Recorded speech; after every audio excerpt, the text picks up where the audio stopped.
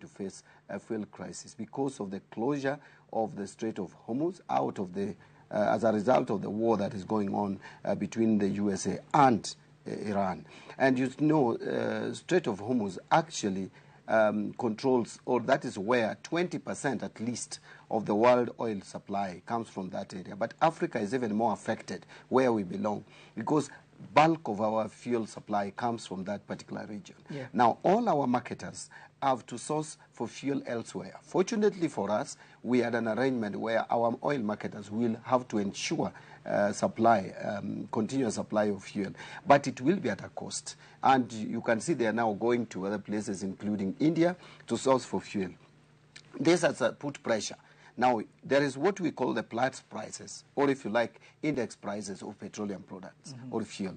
That price, on 28th of February this year, before the day the war broke out, the price, for example, of diesel was at $642 per metric ton. Yeah. Today, that price has shot up to $1,120 per metric tons. That is about 76%, going to 80% of the cost as it were in February. Now, if you look at our price adjustments, they are still, if we did not intervene as a government, the prices today would be 80%, 76 to 80% more. If you look at the adjustments in the prices of these products, petrol, for example, petrol is at 35% increase.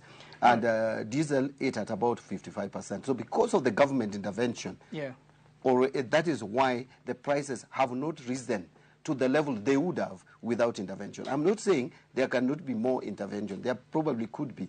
But we, as a government, have already intervened significantly. All right, and was it one of the things that we know, and the anger that a lot of Kenyans have, or their frustration, is the fact that there are so many taxes and levies that are imposed